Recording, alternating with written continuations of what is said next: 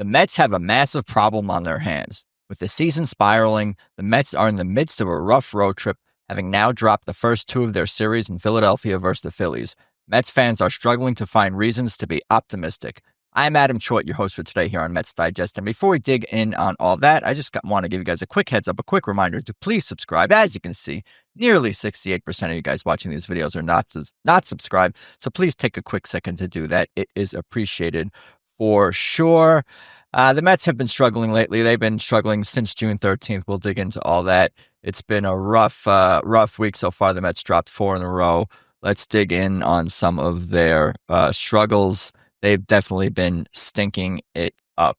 Here's the standings right now. This is the wild card standings. I'm not even going to bother to share the NL East standings with you because the Mets are now 9 back. That's done. We're done chasing the NL East right now. That's out of reach. But as you can see here, the Mets are clinging to a 2-game lead over the Red Hot Giants for that final wild card spot, with the Reds just 3 behind, and even the Arizona Diamondbacks and St. Louis Cardinals are 4.5 back. The Mets are closer to the Cardinals and Diamondbacks than they are to the Cubs in the first spot, the first wild card. So that is not good. Disappointing season. I mean, overall for the Mets right now, there's still time to turn it around, but the clock is definitely ticking on the 2025 New York Mets as they continue to spiral.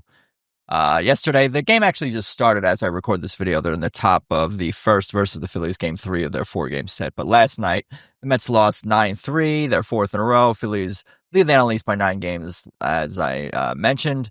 And the Giants are currently 2.5 back. That's down to 2 now, of course.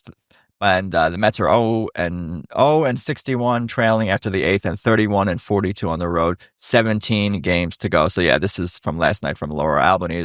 And now the Giants are just 2 back, of course, like I just mentioned. So, yeah, just a team loss, as I not like to refer to them as, but that is the case when the Mets lose. When you lose 9-3, you lose as a team. You don't pitch well. Manaea, another terrible outing for him.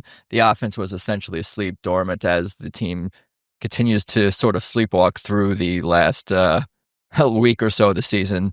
And really since June 13th, like I've been mentioning, that's the line of demarcation, so to speak, as when the season really started to turn for the negative, unfortunately, with little spurts and spikes in between where we thought maybe the Mets would turn it around and get back to really where they really were playing at their best points in the season. But that just has not been the case for the team. Let's dig into some of the struggles.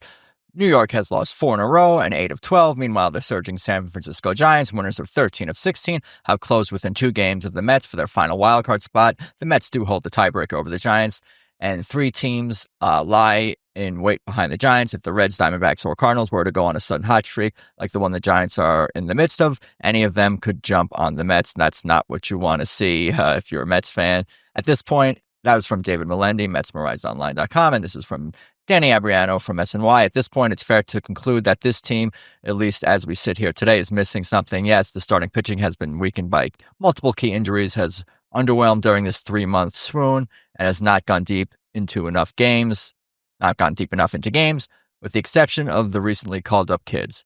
And yes, the offense seems to be operated by a magician who's making it appear and disappear. It was unstoppable in August, but has become abominable in September.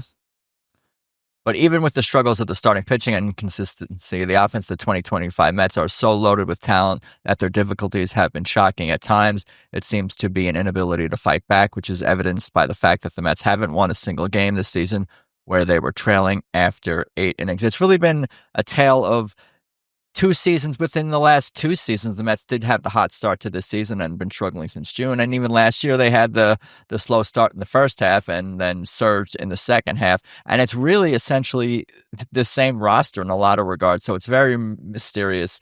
It's shocking in a lot of regards that the Mets have struggled as much as they have overall. As Bill Parcells would say, you are what your record is. Despite the talent on the page, the Mets are in the midst of a struggle for sure. They are currently 76-69, just 7 games over 500 at this point in the season. I'm sure all Mets fans out there, including myself, had much higher expectations for that in terms of the ceiling, especially for this team. what's in the past is in the past. We've got to take it one day at a time. That's Carlos Mendoza. Not being concerned over the Mets dwindling wild card lead, but says they have to fight. That's SNY tweeting that out.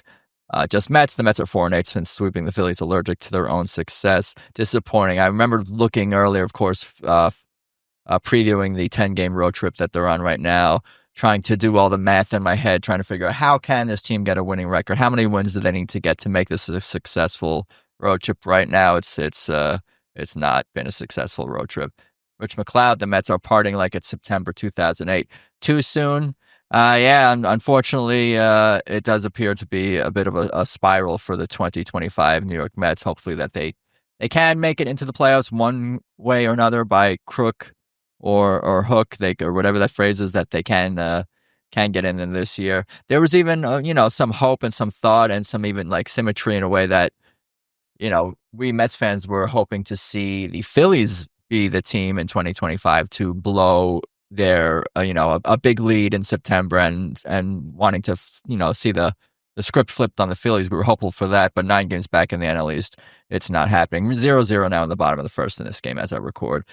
Yeah, this tells the story right here. The Mets have been among the worst teams in baseball over nearly the last 3 months since June 13th. You can see here the records: Rockies, Twins, Nationals, then the Mets, and then the White Sox, right behind them. So that's not the company that you want to keep if you want to be a World Series contender, as the Mets consider themselves to be and have, these last couple of seasons, especially, as they surged in the second half of last year. The Mets are 3-8 when Manaea pitches. He hasn't completed 6 innings. He's allowed 2+ home runs in 3 of his 5 outings. I understand guys are pushing innings limits and probably need the extra day across the board, but this is essentially just punting every day. That's Jack, Jolly_Olive, commenting on Anthony DeComo's report from Carlos Mendoza, saying the Mets are not considering a pitching change at this time. I think that's the Mets. There's not really much the Mets can do at this point in terms of transactions and roster moves to improve the team. Unfortunately, at this point in the season, the roster kind of is what it is. All the kids have been brought up for the most part. I know some people are clamoring for Jet Williams in AAA. We called it to play outfield, but you got to go with the horses you have pretty much at this point. This is the team. It's been a big ask, certainly, to ask the kids to step up, the pitchers, McLean, Tong, and Spro, to really carry the team. That's a huge ask in a pennant race here. But at this point, it is what it is. The roster is what it is. And just like that article mentioned, that the offense seems to be appearing, disappearing magically as if by a wand, by a magician. So, things could change on a dime, certainly. So let's try our best to enjoy the last 17 games here of the season. But let me know what you think. Is there still a chance that the Mets can turn this around, can become a playoff threat no matter what where they fit in? Most likely at this point, of course, it would be the final wild card spot if they are able to sneak into the playoffs. But can they do any damage in the playoffs? Can they make the playoffs? What do you guys think? Let me know. Comment below, like, share, subscribe, do all those things, and let's go Mets.